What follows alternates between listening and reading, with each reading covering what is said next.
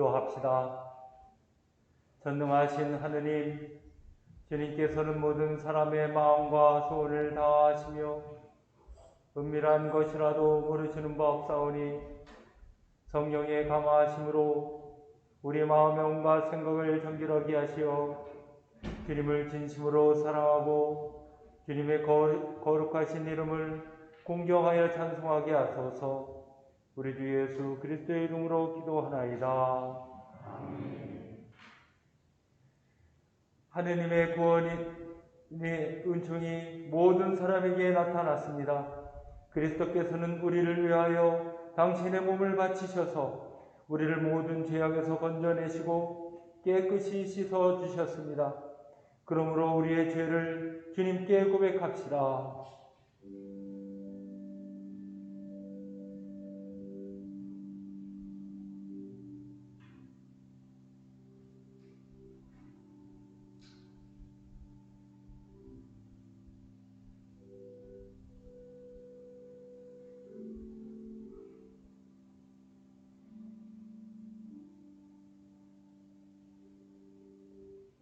자비하신 하느님, 우리는 생각과 말과 행실로 주님과 이웃에게 죄를 지었으며 또한 자주 의무를 소홀히 하였나이다.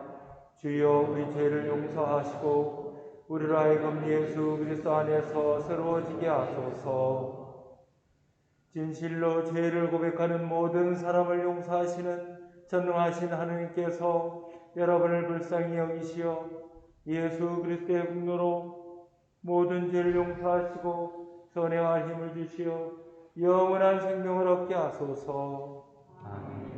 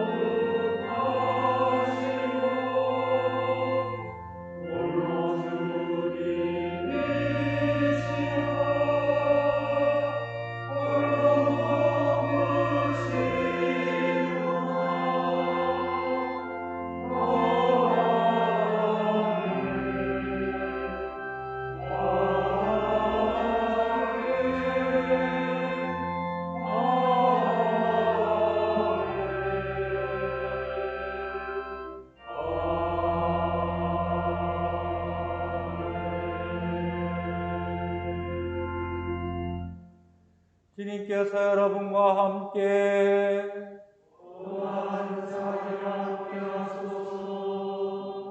기도합시다.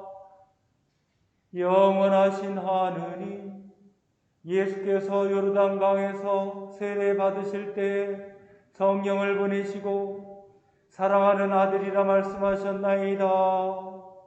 비오니 주님의 이름으로 세례 받은 우리도 세례의 언약을 굳게 지키며 하느님의 자녀로 살아가게 하소서. 이는 성부와 성령과 함께 한 분 하느님이신 우리 주 예수 그리스도의 이름으로 기도하나이다. 아멘. 1독서는 이사야서의 말씀입니다. 그러나 이제 야훼께서 말씀하신다. 야곱아, 너를 창조하신 야훼의 말씀이시다.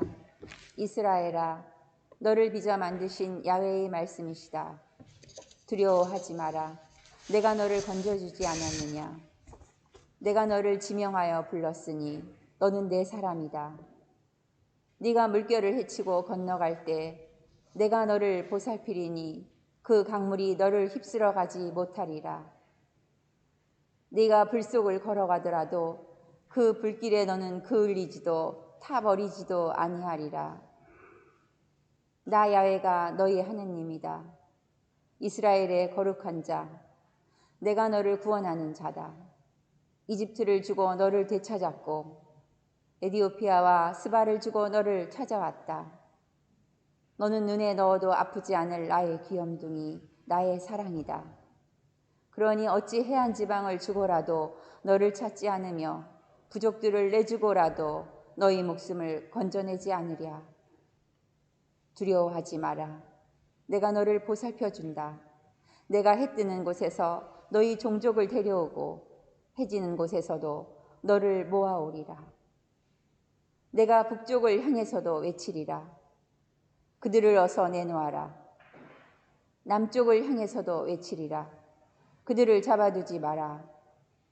아무리 먼 데서라도 나의 아들들을 데려오너라. 땅 끝에서라도 나의 딸들을 데려오너라. 그들은 내 백성이라고 불리는 것들, 나의 영광을 빛내려고 창조한 내 백성, 내 손으로 빚어 만든 나의 백성이다. 주님의 말씀입니다.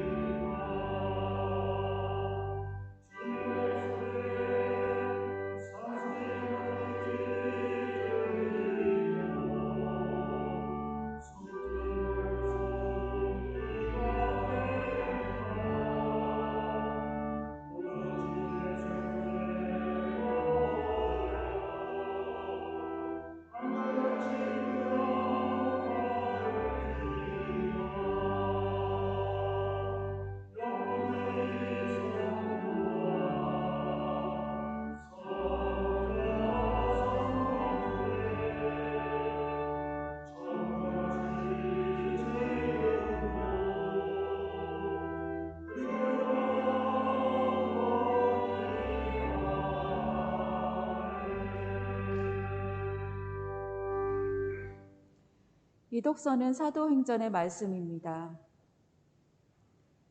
예루살렘에 있는 사도들은 사마리아의 사람들이 하느님의 말씀을 받아 드렸다는 말을 듣고 베드로와 요한을 그리로 보냈다. 베드로와 요한은 그리로 내려가서 사마리아 사람들이 성령을 받도록 기도하였다. 그들은 주 예수의 이름으로 세례는 받았지만 아직 성령은 받지 못했던 것이다. 베드로와 요한이 그들에게 손을 얹자 그들도 성령을 받게 되었다. 주님의 말씀입니다.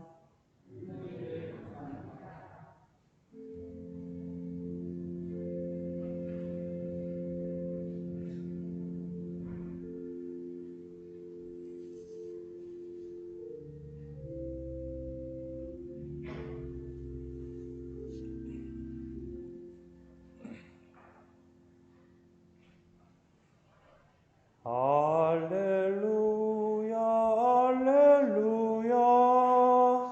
그리스도는 사람으로 이 세상에 오셨고 만방에 전해져서 온 세상이 그분을 믿게 되었습니다. 할렐루야, 할렐루야. 주님께서 여러분과 함께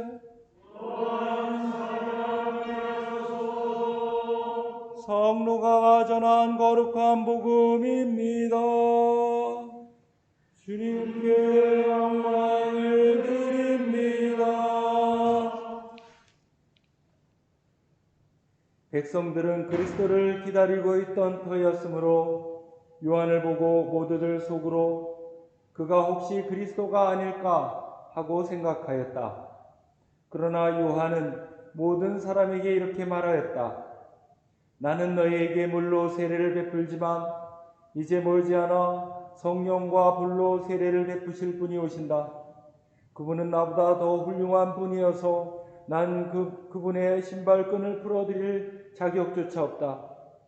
그분은 손에 키를 들고 다장마당의 곡식을 깨끗이 가려 알곡은 모아 국관해드리고 쭉정이는 꺼지지 않는 불에 태우실 것이다. 사람들이 모두 세례를 받고 있을 때 예수께서도 세례를 받으시고 기도를 하고 계셨는데 호련히 하늘이 열리며 성령이 비둘기 형상으로 그에게 내려오셨다. 그리고 하늘에서는 너는 내가 사랑하는 아들, 내 마음에 드는 아들이다 하는 소리가 들려왔다. 주님의 복음입니다. 그리스도를 찬미합니다. 성부와 성자와 성령의 이름으로 말씀드립니다. 오늘은 주의 세례 주일입니다. 지난주 1월 6일 공현일을 보내고 성탄 절기를 마감하는 오늘 이제 마감하는데 이제는 연중주간이 되겠습니다. 연중주간은 보편적인 일상 속에서 복음을 증거하는 그런 의미의 절기라고 할 수 있겠습니다. 우리 성당 입구에는 세례대가 있고 또 성수가 빛이 되어 있습니다. 우리가 성당에 발을 들여놓자마자 성수를 손에 찍어서 십자 성호를 긋도록 한 것입니다. 우리가 세속 속에서 살면서 알게 모르게 지은 죄를 씻고 거룩하신 하느님을 만날 준비를 하는 것이죠. 이때 드리는 기도는 주여 나를 씻기사 죄의 더러움을 없게 하시고 영생 은총을 간직하게 하소서라고 기도합니다. 이제 코로나 바이러스 때문에 우리가 성수를 사용하지를 못합니다만 아쉬운 점이 있습니다만은 마음속으로 이렇게 기도하시고 들어오시는 게 좋겠습니다. 우리가 입교 예식으로서 세례를 받을 때 마지막 부분에 양초를 받죠. 사제가 이제 불 붙인 양초를 세례자에게 건네주면서 그리스도의 빛을 받으시오. 그대는 어둠에서 빛으로 나왔으니 그리스도와 함께 살아가시오. 라는 권면을 합니다. 근데 지금의 기도서는 2004년인가요? 그때 발행이 된 것이고 그 전에 1965년에 발행된 그 기도서에서는 표현이 좀 다릅니다. 과거의 기도서에서는 이렇게 적어놓고 있습니다. 그리스도의 빛을 받으라. 이는 교우로 하여금 신랑 되신 그리스도께서 오실 때에 모든 성인으로 더불어 나아가서 영접케 함이니라. 힘써 무제한 생활을 하며 영세의 은총을 잘 보존하라. 아멘. 이렇게 되어 있습니다. 우리가 세례를 받음으로써 하느님의 자녀가 됩니다. 그러나 우리의 삶의 자리는 세상 속에서, 세속 속에서 살아가면서 내가 세례 받은 사람이라는 사실과 또 세례 때 받은 은총에 대해서 자주 잊고 살기 때문에 우리는 계속해서 세례 은총을 되살리고 또 그 은총을 굳건히 해야 합니다. 자, 그러면 무엇이 세례의 은총일까요? 세례 받음으로 우리는 무엇이 달라지나요? 세례 받으면서 하느님에게 받은 선물은 무엇일까요? 병들지 않는 건강한 몸이겠습니까? 아니면 아주 탁월한 두뇌일까요? 남들보다 더 많이 벌어서 큰 부자 되는 것일까요? 남들이 부러워하는 사회적 지위를 얻는 것일까요? 그런데 이런 것들은 다 세상에 속한 것들입니다. 만약 이런 복을 받았다면 고마운 일이죠. 감사한 일입니다. 하지만 이런 세속적인 결과로 인해서 세례의 은총을 가늠한다고 하는 것은 하느님의 사랑을 세속적인 잣대로 규정하는 그런 잘못이 생깁니다. 더 많이 가진 사람들은 은총을 많이 받은 것이고 덜 가진 사람들은 은총을 덜 받은 것일까요? 절대 그렇지가 않습니다. 진정한 세례의 은총은 우리 자신의 변화입니다. 내가 변화돼서 하느님의 자녀로 거듭나는 것입니다. 같은 물질을 가지고서 하느님의 자녀가 사용한다면 그 목적과 의미가 많이 달라집니다. 자, 연말에 가끔 보면 큰 액수의 돈을 이름 없이 정말 숨어서 큰 액수의 돈을 기부하는 기부천사들 뉴스가 종종 나옵니다. 돈을 버는 것은 다들 비슷합니다. 그러나 같은 돈이라도 누구에게는 탐욕과 제약의 근원이 되지만 누구에게는 선행과 사랑의 도구가 된다고 하는 것이죠. 그래서 돈은 어떤 면에서 보면 가치 중립적일 수가 있습니다. 어떤 사람이 참 두뇌가 비상한 사람이 있어요. 그런데 그 비상한 두뇌를 엉뚱한 데 쓰는 사람들이 있죠. 정말 기생천외한 범죄에 사용되기도 합니다. 그러나 영혼이 아름다운 사람들이 이웃을 돕고 공동체의 선을 이루기 위해서 사용한다면 얼마나 값어치 있는 것일까요? 자, 날카로운 칼을 강도가 사용하면 흉깁니다. 그러나 어머니들이 가정에서 음식을 만들 때 사용한다면 정말 우리 일상생활에서 꼭 필요한 도구가 되는 것입니다. 그래서 우리가 무엇을 가졌느냐 이것이 중요한 게 아니라 어떤 영혼의 소유자가 되느냐 이것이 더욱 중요합니다. 그래서 이런 물질 세계의 것들을 누가 어떻게 사용하느냐 이것에 따라서 너무나 많은 차이가 있습니다. 자, 아름다운 영혼으로 크던 작던 이 선물들을 더욱 귀중하게 만드는 것이 바로 은총입니다.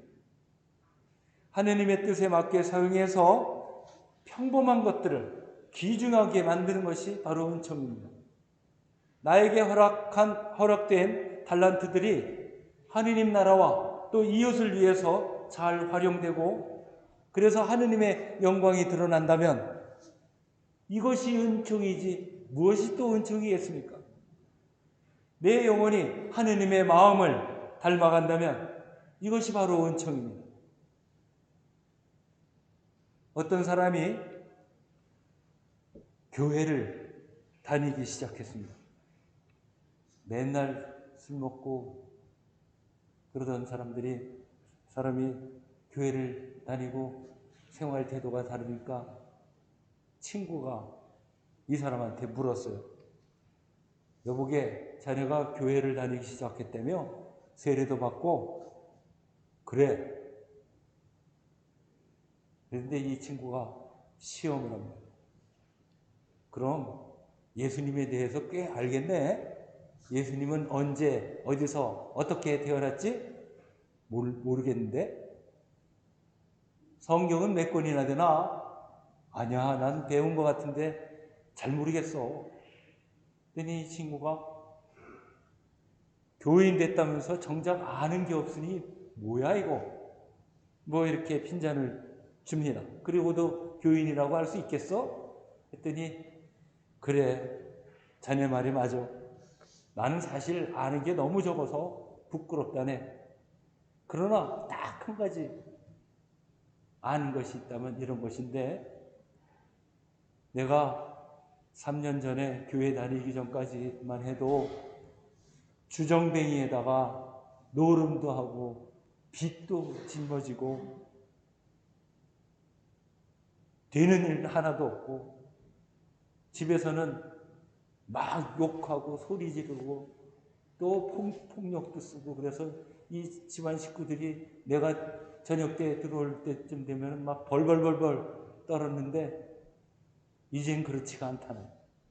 자, 술도 끊고 빚도 다 갚고 가족들이 기뻐하고 즐거워하는 것이 무엇인지를 찾다 보니까 어느새 내가 저녁 때 집에 돌아올 때쯤 되면 가족들이 나를 기다리고 반기고 환영한다네.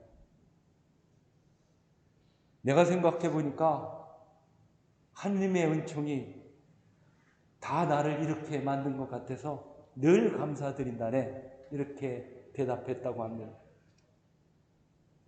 세상에 달라지는 거 있습니까? 바뀌는 거 있습니까? 별로 없습니다. 내가 바꿀 수 있는 거 얼마나 있겠습니까? 그렇게 많지 않습니다. 그러나 내 영혼이 바뀌면 세상이 달라집니다. 예수께서 요르단강에서 요한에게 세례를 받고 기도할 때 하늘이 열리고 또 하늘에서 비둘기 형상으로 성령이 내렸다고 했습니다. 그리고 음성이 들렸습니다.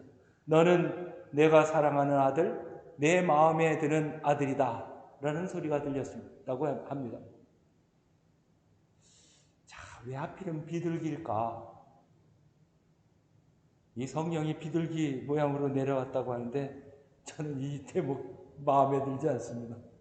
제가 이 인천 내동교에 와서 보니까 비둘기가 그다지 친근할 수가 없는 그런 새더라고요. 가급적 내보내고 싶은 그런 새입니다. 제가 왜 이 말씀을 드리는지 아시는 분들은 잘 아시리라고 생각을 합니다.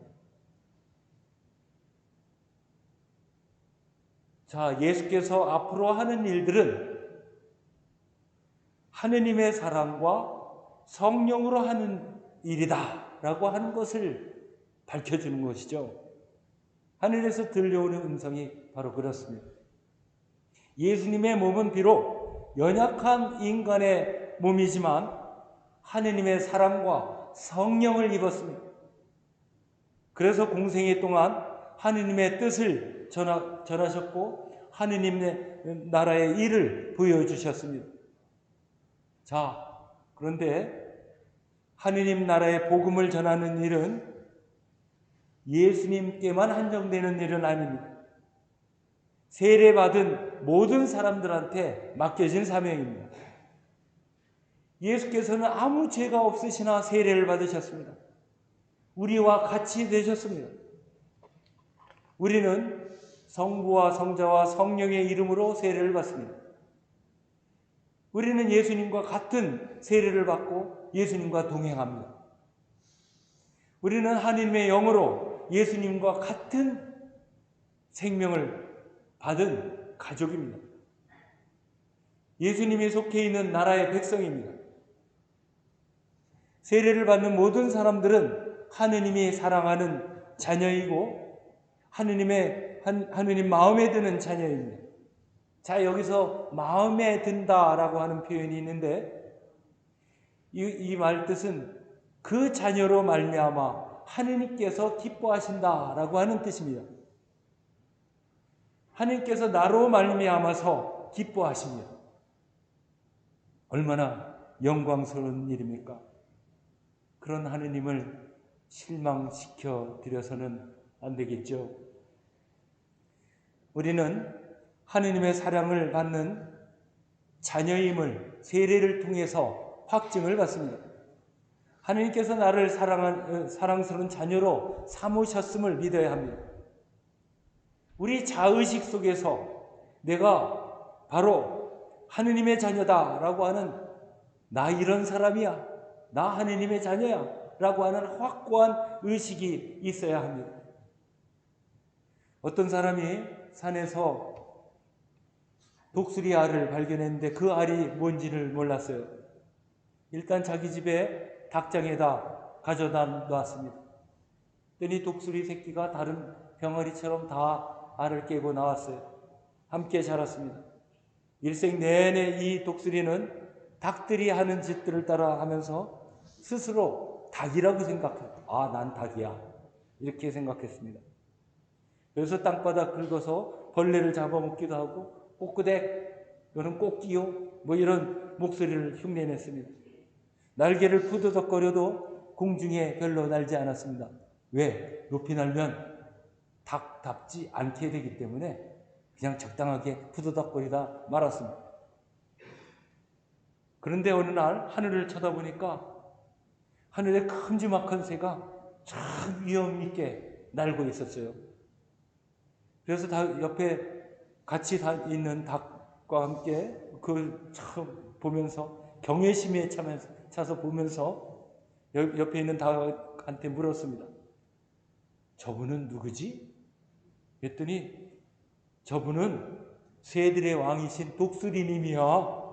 너나 나나 별 볼 일 없는데 저분하고 다르니까 꿈도 꾸지 말고 딴 생각은 하지 마라 했습니다. 그랬더니 이 독수리는 아예 딴 생각은 일체 하지 않고 끝까지 자기는 닭이다 라고 여기면서 살다가 죽었다고 합니다. 독수리가 독수리로서 살지 못한 까닭은 독수리로서의 자의식이 없었기 때문입니다. 자기를 닭이라고 여기고 닭으로 여기고 살았습니다. 자신의 삶이 얼마나 귀중한지 잊고 사는 사람, 그런 의식 없이 사는 사람들이 얼마나 우매한가 라고 하는 것을 이 우화가 보여주고 있습니다. 사람에게 이 자의식이 얼마나 중요합니까? 내가 누구이고 또 어떻게 사는 것이 나답게 사는 것인가 라고 하는 것을 깨닫는 것은 너무너무나 중요합니다. 하느님 앞에 내가 얼마나 귀한 존재인지를 아는 사람은 삶을 아무렇게나 살지 않습니다. 먼지 속에 살면서 먼지를 묻히지 않는다라는 말이 있죠. 우리가 하느님의 자녀로서 자의식이 없다면 어리석은 독수리처럼 되는 것이 아니겠습니까?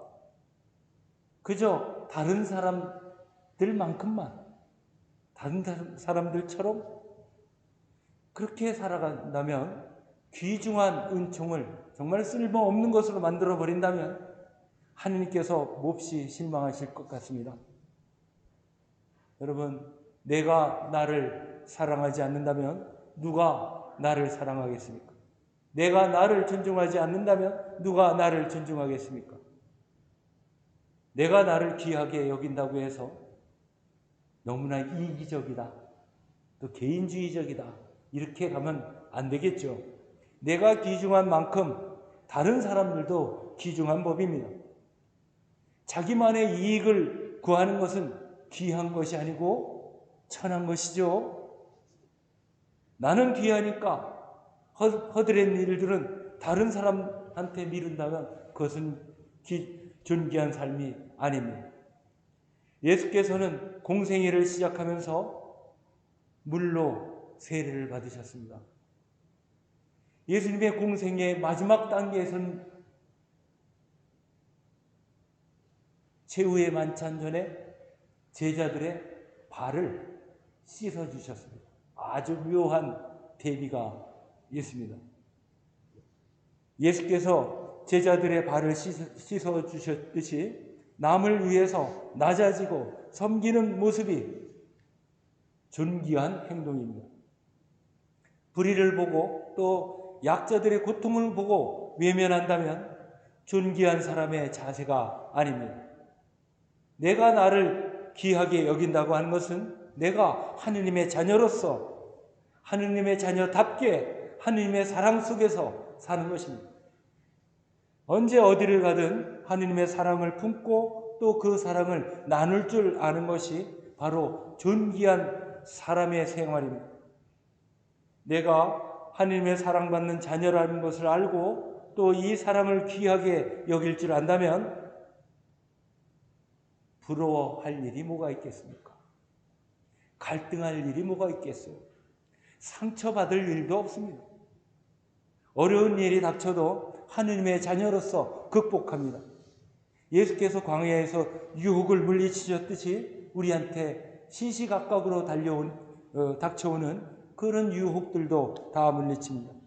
성령의 힘 입어서 담대하게 하느님의 복음과 사랑을 전파합니다.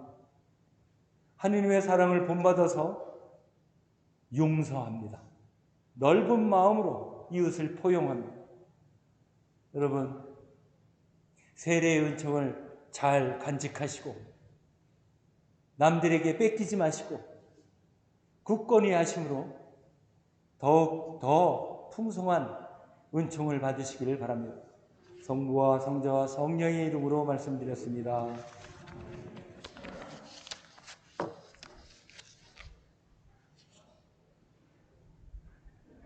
니케아 신경으로 우리의 신앙을 고백합시다. 우리는 믿나이다. 한 분이시며 전능하신 하느님 아버지, 하늘과 땅에 오직 한 분이신 주 예수 그리스도를 믿나니 모든 세계 앞서 성견하신 하느님의 아들이시며 하느님에게서 나신 하느님이시오 빛에서 나신 빛이시오 참 하느님에게서 나신 참 하느님으로서 창조되지 않고 나시오 성부와 일체시며 만물이 다 이로 말미암아 창조되었으며 우리 인간을 위하여 우리의 구원을 위하여 하늘에서 내려오시어 성령으로 동정녀 마리아에게 교를 취하시고 사람이 되셨으며 본디오 빌라도 치하에서 우리를 위하여 고난을 받으시고 십자가에 못 박히시고 묻히셨으며 성서 말씀대로 사람 안에 받았고 하늘에 올라 성부 오른편에 앉아 계시며 사니와 죽은 이를 심판하러 영광 속에 다시 오시리니 그분의 나라는 끝이 없으리이다. 주님이시며 생명을 주시는 성령은 성부와 성자로부터 나오시며 성부와 성자로 더불어 같은 경배와 영광을 받으시며 예언자들을 통하여 말씀하셨나이다. 하나이요 거룩하고 사도로부터 이어오는 공교여 주의 분산 하늘의 새를 믿으며 죽은 이들의 부활과 우주의 영생을 믿고 기다리나이다. 아멘. 교회와 세상을 위하여 기도합시다. 교회를 위하여 기도합시다. 주여 진리와 일치의 은총으로 항상 온 교회를 감화하시어 모든 성직자 특별히 우리 주교 이경호 베드로와 모든 교인들이 서로 화목하며 합심하여 세상에 복음을 전함으로써 주님의 영광을 나타내게 하소서. 주여 우리의 기도를 들어주소서. 세상의 정의와 평화를 위하여 기도합시다. 주여 이 세상에 평화를 주시고 특별히 우리나라 지도자들을 인도하시어 악행과 악습을 막으시고 진리와 정의를 지켜주소서. 주여 우리의 기도를 들어주소서. 가난한 사람들과 병든 이들과 어려움을 당한 모든 사람들을 위하여 기도합시다. 주여 이 변화많은 세상에서 모든 근심하는 사람들과 병든 사람들을 위로하시고 건져주소서. 주여 우리의 기도를 들어주소서. 주여 우리의 소원을 살피시고 주님의 뜻대로 이루게 하소서. 주여 우리의 기도를 들어주소서. 별세한 이들을 위하여 기도합시다. 주여 부활을 기다리는 모든 별세한 이들이 영원한 생명을 누리게 하소서. 주여 우리의 기도를 들어주소서. 전능하신 하느님, 우리들이 예수 그리스도의 이름으로 간절히 기도하나이다. 아멘. 아멘. 평화의 인사를 나누십니다. 구세주 그리스도께서는 평화의 왕이시니 그의 나라는 강하고 끝이 없을 것입니다. 주님의 평화가 여러분과 함께 서로 평화의 축복을 나눕시다. 주님의 평화를 빕니다. 주님의 평화를 빕니다.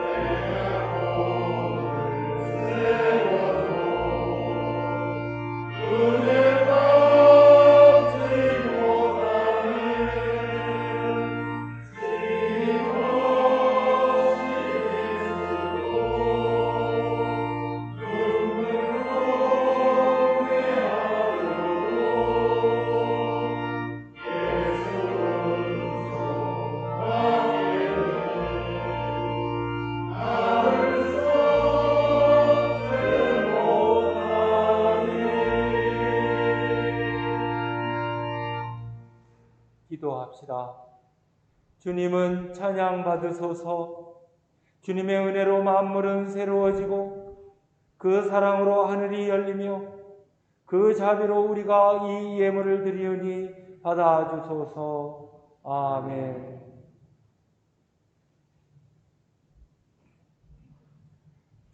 주님께서 여러분과 함께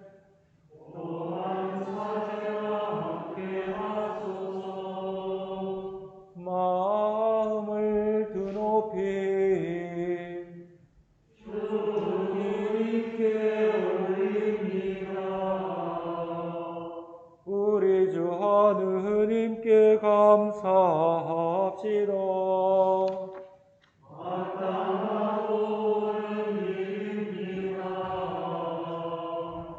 전능하신 하느님, 우리 주 예수 그리스도를 통하여 아버지께 언제 어디서나 감사와 찬양을 드림은 참으로 옳은 일이며 우리의 기쁨입니다. 말씀이 육신이 되심으로 새 빛을 이 세상에 비추시고 세상 만민을 어둠에서 당신의 영광의 빛으로 인도하시나이다. 그러므로 우리는 하늘의 모든 천사와 성도들과 함께 주님의 거룩하고 영광스러운 이름을 소리 높여 찬양하나이다.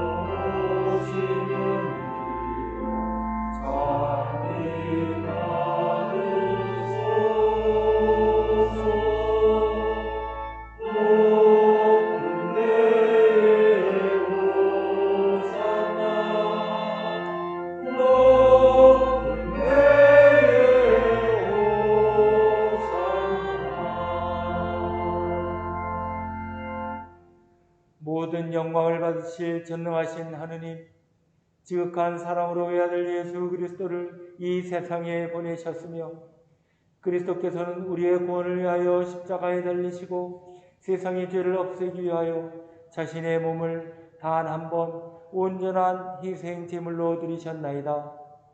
또한 그 고귀한 죽음을 기념하도록 성찬의 제사를 세우시고 다시 오실 때까지 이를 행하라 하셨나이다. 자비하신 하느님, 이제 우리의 기도를 들으시고 이 빵과 포도주를 성령으로 거룩하게 하시어 우리를 위하여 주 예수께서 말씀하신 구원의 신비가 이루어지게 하소서. 그리스도께서는 순환하시기 전날 밤에 빵을 들어 감사의 기도를 드리신 다음 빵을 떼시고 제자들에게 나누어 주시며 말씀하셨나이다. 받아 먹으라.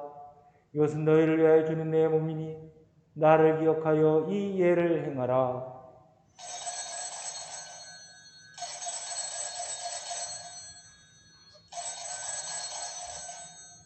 식후에 잔을 드시고 감사의 기도를 드리신 다음 그들에게 주시며 말씀하셨나이다. 받아 마셔라. 이것은 죄를 용서해 주려고 너희들과 많은 사람을 위하여 내가 흘리는 새로운 계약의 피니 마실 때마다 나를 기억하여 이 예를 행하라.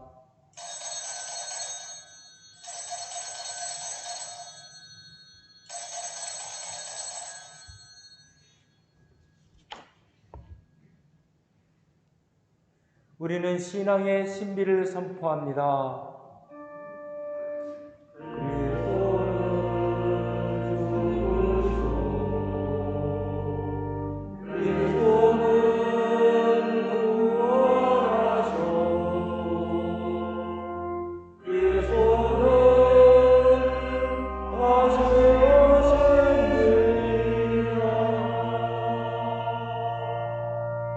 그러므로 우리는 예수 그리스도의 순환과 죽으심, 부활과 승천하심을 기억하며 그리스도께서 다시 오실 때까지 이 빵과 포도주를 감사와 찬양의 제물로 드리나이다.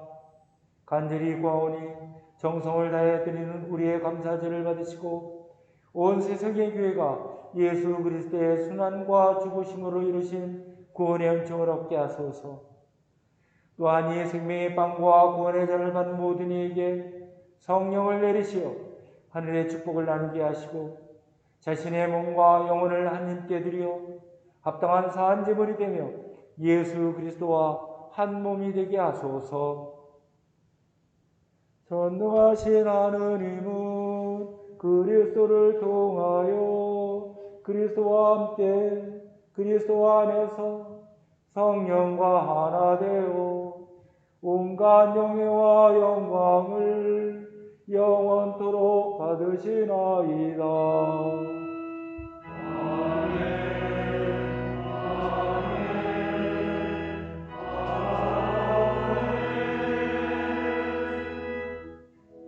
우리 구세주 그리스도께서 가르치신 대로 기도합시다.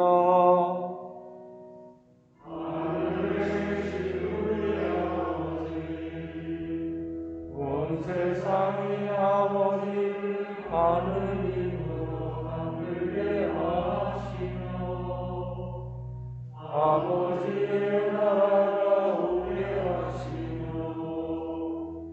아버지의 뜻이 하늘에서와 같이 땅에서도 이루어지게 하소서. 오늘 우리에게 필요한 양식을 주시고 우리가 우리에게 잘못한 일을 용서하듯이 우리의 잘못을 용서하시고 우리를 유혹에 빠지지 않게 하시고 악에서 구하소서. 나라와 권세와 영광이 영원토록 아버지의 것이옵니다. 아멘.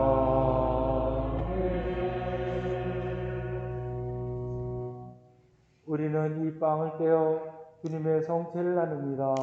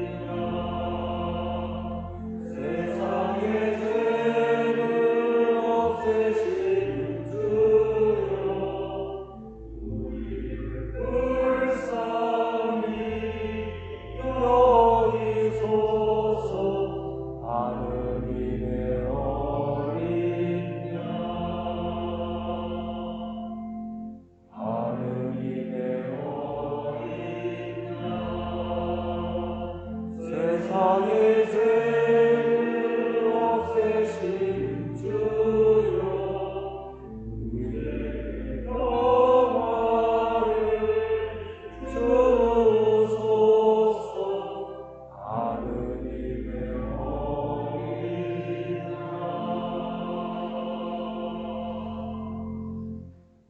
세상의 죄를 없애시는 하느님의 어린 양이 여기 계시니 이 성찬에 초대받은 이는 복되도다. 주님의 제 안에 계시기를 감사하시오나 한 말씀 하셔서 제가 건나으리이다.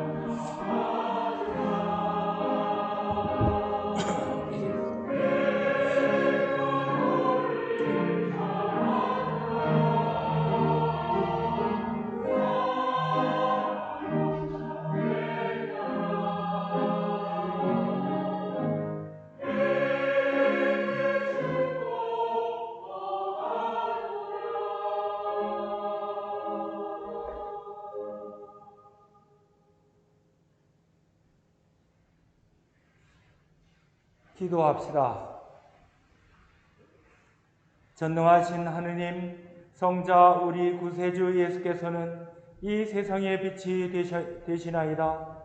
비오니 말씀과 성사의 빛으로 주님의 백성을 인도하시어 세상 끝날까지 주님을 알고 경배하며 순종하게 하소서. 우리 주 예수 그리스도의 이름으로 기도하나이다. 아멘. 주님께서 여러분과 함께 또한 사제와 함께 하소서.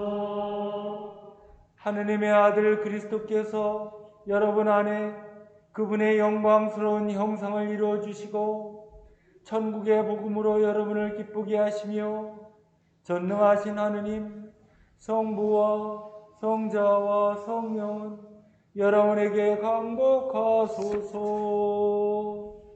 아멘. 나가서 주님의 복음을 전합시다. 그리스도의 이름으로. 아멘.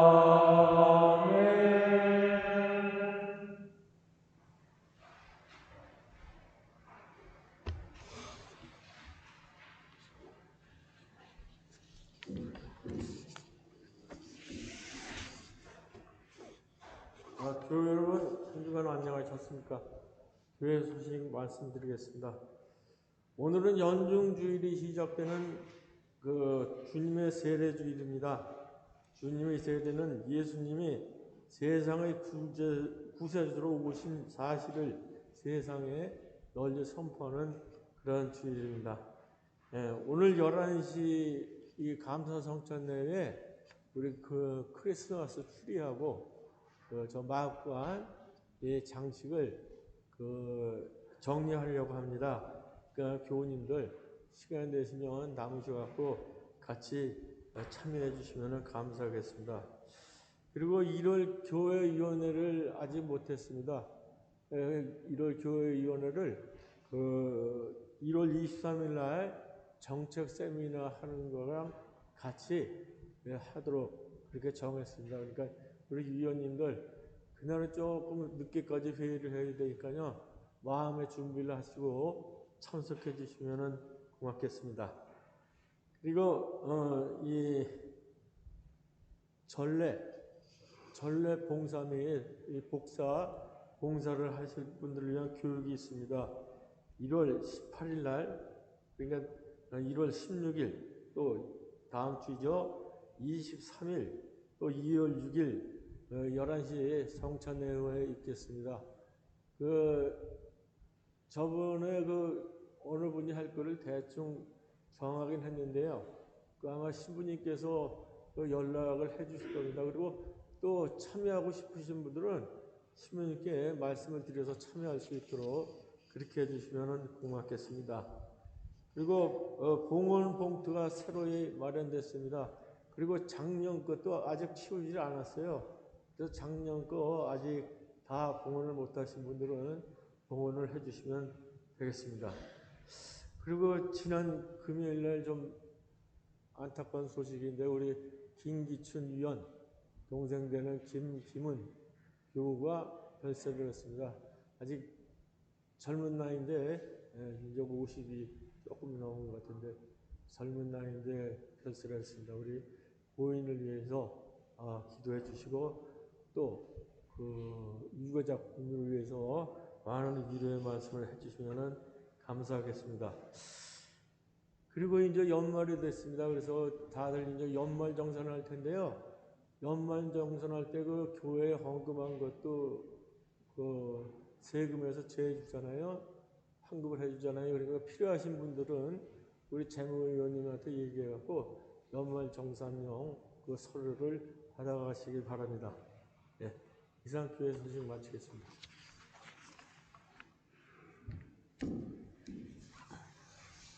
예. 정책 세미나 하니까 굉장히 거창해 보이죠. 지금 거창한 토론을 좀 하려고 합니다. 어떤 것이냐면은 우리 교회가 또 장기적인 계획을 가지고 발전 계획을 가지고 이렇게 목표를 향해서 가야 되는데 그게 좀 없어요. 사실은 없을 수밖에 없는 게 이 코로나 바이러스 이 상황 속에서 무슨 계획을 세운다는 게 무의미한 것 같아요. 하지만 장기 목표는 우리가 그래도 설정해 놓고 준비를 해야 되기 때문에 그런 계획을 세우려고 하는데 그건 뭐냐면은 저기 교육관 건물이 있습니다. 교육관 건물이 50년 됐습니다. 그래서 이게 여러모로 이제 막 낡고 뭐 좀 그런 문제가 있고 또 이게 지금 사택 건물이 있는데 사택 건물 들어가 보신 분들은 아시겠죠? 우리 어머니들 저기 김치 냉장고 때문에 좀 가셨으리라고 생각을 하는데 수년 동안 방치되어 있어가지고 정말 참 그래요. 좀 남들 이렇게 자주 방문해가지고 안내를 하는데 좀 보여주기가 좀 민망합니다.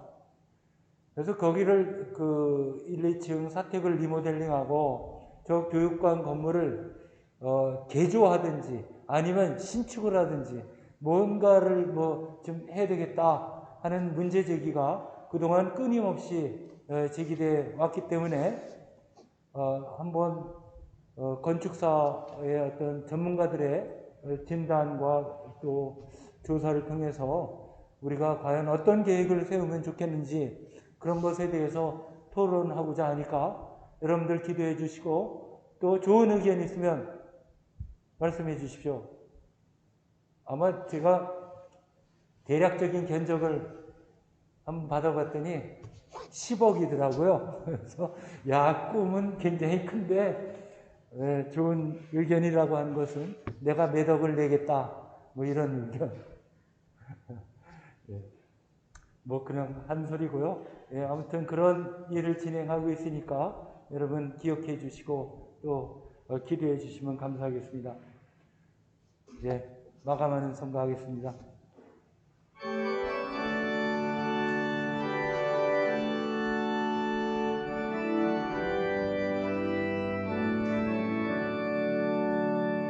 예수 나의 구주 삼고